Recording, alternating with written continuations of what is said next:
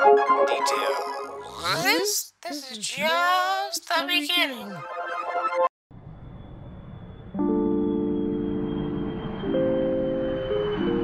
Dear Damian Lillard, I'm not from Oakland. I'm from Berkeley. It's right there. Next city over. Not like Albany right over. I mean, it's like right next door. But admittedly, Berkeley and Oakland, it's like they fit so well. They have so much symmetry, but are also completely different. Okay, points aside.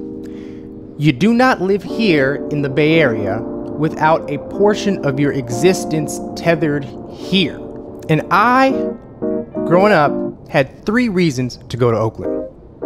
And let me speed through this quickly. I spent some time up here, over here, down here, over there, even here, and especially here. It's one of those summer camps they do, evaluations I had. Always a good rebounder. I used to go with my cousin. His name was Londo, but to his credit, whenever he stepped on a basketball court, his name was Alonzo. He just rolled with it. Okay, this isn't about me. This is about you, Dame. I was out of town for some key years, and I really don't even know when you showed up. Under my nose, apparently. I played against you. Well, not you, but like maybe like your older, I don't know. You were right there, fucking legend. But now you're up north, and to be fair, right around the time you came in, everybody had heat. So I came back into town right around Believe, and outside of some faithful pockets, the framework we had for hometown love was Kobe. Kobe, they told me he was from Philly, but Philly didn't want him. So are you. But Kobe isn't from anywhere actually. Kobe belongs to the world. And his Philly past just seems to come up when convenient. I guess that's different, okay. Let me be real honest. Oakland is like Disneyland. I can't even explain that, but it makes sense. I'll say this. Sometimes you just don't give a shit about Disneyland. So my Oakland Golden State gods were from wherever. Where's he from? Wherever this guy's from. And him, Monta. Where he's from doesn't matter, because he was that guy. Steph? I got here my rookie year. He was that guy. And you're in Portland with all its sauciness. You meant nothing. And now it's like 2012. You and LaMarcus seem to be sucking a lot of air out of the northwestern sky. Guy from Oakland, okay. Could have gone your way. It's not my fault that your rise, your style, your whole come up was about to be snatched by something mythically unassuming.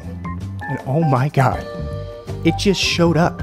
It took status, stars, and all-star starts.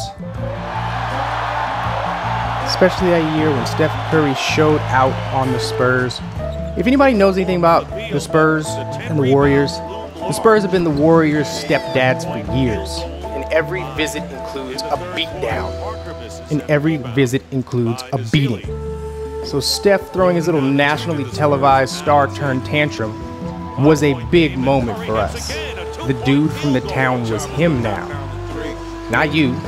The authentic. Wasn't from anywhere. I don't know, where's he from? And the true story, your 50-win seasons, your all-star games, flaunting a power forward we dreamt of for decades. We were still watching.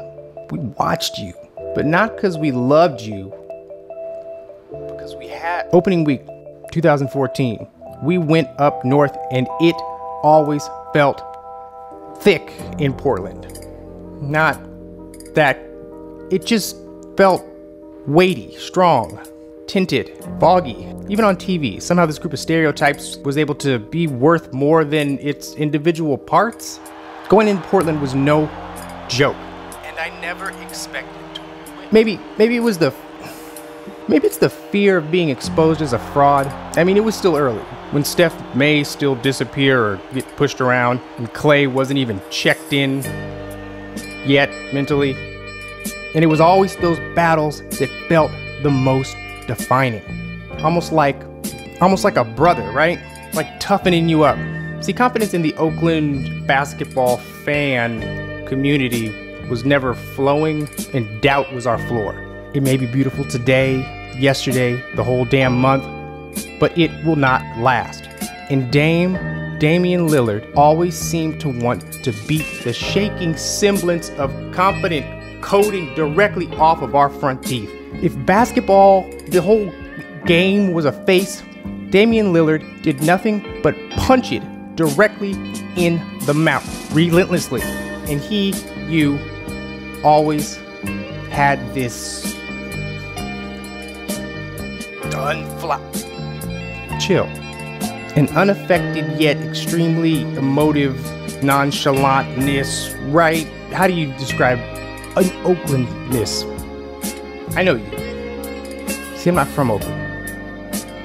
I'm just a visitor. But I mean, I put my time in. And I don't know you, Dame, but I sure the heck spent and passed and pontificated with good people that would also probably hit a game-winning buzzer-beater shot and do nothing. And folks, this isn't for you, this is for everybody else, Dame. See, folks seem to be paying attention now, and they may think this is a little gimmick, the anti-celebration. See, not even the coldest-blooded killers in the game could execute the anti-celebration. Chief Solo Celebration himself, MJ, still celebrating by himself. Let it out. The coldest killer of the game, Kobe. He's all over the damn place, wrapping his legs around Shaq. But see, this is not a gimmick. Because if you didn't know, the way out is the way in. The same cool is how he got the damn ball. It's not a show, it's a belief. 9/10 left. Look at this. A 3 wins the series. It's Lillard. It's a beam. It's him. It's here. It's here now. Okay. Win the series. In town, in Oakland, playoffs. Split the season series with them, and you know, I think that's it. And we've won on their floor and on our floor, so I think that says that we know we're capable of winning. We know we're capable of beating them. We just got to go out there and do it. We got to put it in. Wait. Side note: this chill, this kind of laid-back attitude, it's not an act, people. Just judge for yourself. Just watch this NBA Inside Stuff type of Ahmad Rashad weird prank thing. NBA stars think they're just going to sign some merchandise, but what they don't know is what I'm going to pop out. My first victim is Damian Lillard. Really good. Wait, let's just have a frame of reference here. Let's see how another one of these guys react first. Yeah, let's see how Jeremy Lin reacts. Jeremy, can you sign this? Oh, shoot. Okay, all right. Now let's try one more. Let's see how Dwight Howard reacts. Hey, Dwight. I don't know. This feels kinda... It feels like Dwight is putting it on. Either for the cameras or for the kid. Maybe for both. I don't know. Either way, it feels kind of fake or considerate. It's like a performance. I have so much to say about this guy. Okay. Whatever. On to Damian. Why don't you grab the Trailblazers hat there? Can you sign this? And there you have it. Nothing. Well, hardly anything. Even if his heart rate accelerated, he's not expressing it in his body language or his face. The dude is unflappable. Unflappable. Okay, back to where we were. 2019. That is actually the now, June 2019. If I were you, I would have said see you later to a place like this. Just like you did to OKC. Oh, that was cold. Side note. You know what's great about this wave? First of all, if you don't know, after Damian Lillard hit this series-winning 35-footer Look at that shot. to send the Oklahoma City Thunder home in the playoffs, he gave them this wave. And it was really in response to all the trash talk and antics the Thunder, and specifically this guy, were displaying, including this little rock the baby taunt that Russell did to say that, you know, these babies can't guard me. And the basket and the signature, rocking the baby to sleep. So, this is the kind of wave that you do to, like, a baby. I don't know, it's not a side-to-side wave, it's not a big wave, it's not a happy wave, it's this subtle hand-closing wave, and I know for a fact that's the kind of wave you do to a little baby when you're right in their face. Right baby, bye. This one. So, I don't know if that is intentional or just instinct with the whole rock the baby thing with Russell Westbrook, but he gave him the little baby bye-bye. Bye-bye, baby. Okay, back to where we were. If I were you, I would have said see you later to a place like this. But it's like you can't or something. Seriously, you could have a dozen kids run for state senate and make Lillard Oregon royalty. And I hope you do. But as of this letter, you are back in town. And yes, you have entered a time machine, and I am the voice from Monday, May 13th, the night before the 2019 Western Conference Finals. And these are my time capsule thoughts. In the moment, as a fan. And this house is closing. And with every possible available possibility, this will be your last Oakland stand. So, Dame, for once, I understand. And I will stand with you. Not for this series, but for the moment in time. I stand for you getting all the warmth that Jason Kidd should have never got. I stand for you getting a Jason Richardson type welcome. Here's when Jason Richardson came back to Oracle Arena as a Bobcat. Listen to this applause. Starting at forward, standing 6'6", it is 7-0 to Michigan State, number 23, Jason Richardson.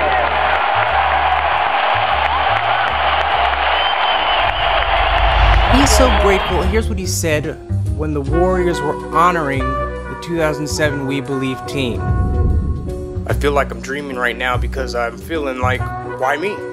I didn't feel like I did anything special as far as winning a championship or being an all-star or winning a lot of games here. So to be back in front of this fan base and be honored in front of them, I don't know if I'm really up right now. I think this is a dream. That was a weak impression. Jason Richardson, the raw nerve of the Warriors pantheon. Seriously, he is a thankful dude. I mean, he was part of that We Believe team, which is a big deal. And he did this while he was on the Warriors. He's been a happier career there. It's okay.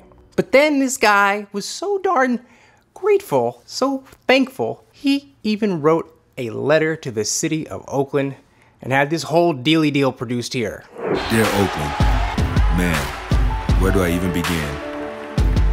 Your passionate heart is second to none. And this wasn't to the Players Tribune. This was just an open letter to Oakland. Come on, Warriors, just hire the guy.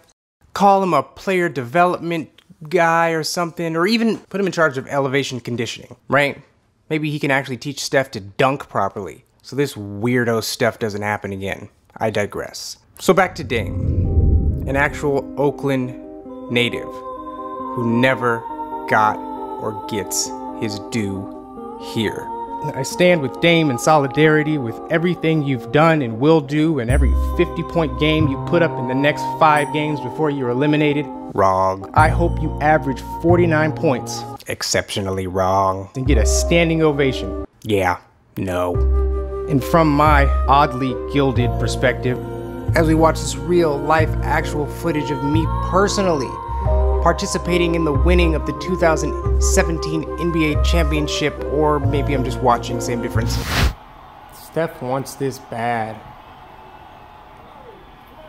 Thank you! That's it! Thank you! He hit his dagger! He hit his shot finally! Thank you, Steph! Thank you, give it to us. Give us something to look at. Give us that highlight. This is Steph's team. Give him his moment. Give it to him. Shoot it one more time, buddy. Pull up. Aww, now you just look silly. Having completely condoned an Oakland Mount Rushmore devoid of you. Furthermore, this arena here is never going to cheer for them quite like they cheer for these out-of-towners. Not only did I not cheer for you, I begged and pleaded for every one of your losses at our hands. For me, a real Berkeley kid to take part in the redefining of what Oakland will forever be known for. Eee! That's Oakland now, I guess. But for me, for real, I haven't done anything. This isn't mine. I stand at the base of the mountain too. And even if you aren't on the Oakland Mount Rushmore for now, as this team moves over there, all of the faces will follow. And you may not be on the mountain, but you are the mountain. You are the true story.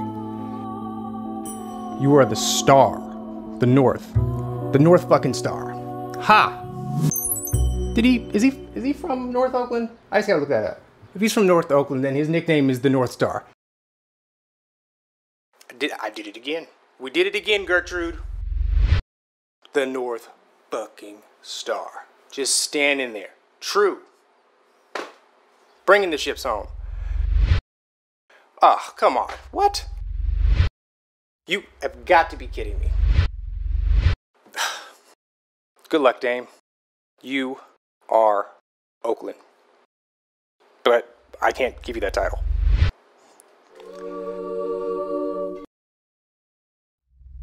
Here's what I've got. Let's tell folks about the little injury here. So then when you play and you suck, you still look brave. Well, no, you look like a whiner. Yeah, because if you show up on the basketball court, you must not be injured, right? Okay, don't tell anybody. Don't tell anybody, and then when you play, you suck, and I guess you still get shit actually. Okay, then tell them. Well, no, you can't tell them after the fact because you're gonna look like a bitch basket full of excuses. Because if you show up on the wooden basketball court, you must not be injured. That's a rule. I got it. Okay, I got it. I got it. Okay, well how about you don't tell anyone? Like no one. Okay, you play poorly, I guess, and then they just shit on you, but at least you're not a bitch basket, right? You're not a whiner full of excuses.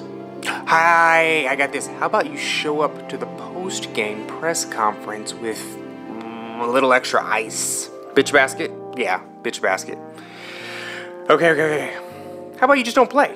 Oh, you want to walk like Kenny Smith. Okay, all right. What happens if you take a few days off? Like way under the amount a normal human would take to recover from that bone thing that you have. And then now you show up, don't mention the injury anymore, and you play, okay? Maybe you play surprisingly well, right? And maybe since there's no human circumstance where you actually gave your bone enough time to heal, let's just load you up with a shit ton of painkillers. Load you up, and then you get back out there on that brown floor and you ball your nuts off, right? You do great. Look at you. You even danced out there. We'll check on that dosage. This is great. You're getting credit. You're getting credit for the game and for being tough. There's nothing better in sports than being tough. Stupid. Tough. Caveman. Tough. But there's a game tomorrow. So let's just run the whole high-profile mockery back again. But then the bone. The bone doesn't like this activity. So game 2, you went out and you sucked. You limped. Shit. Holy bogut's knees, Batman. You limped the day after having a great game. We're fucked. Okay, you're fucked. All the credit for the game.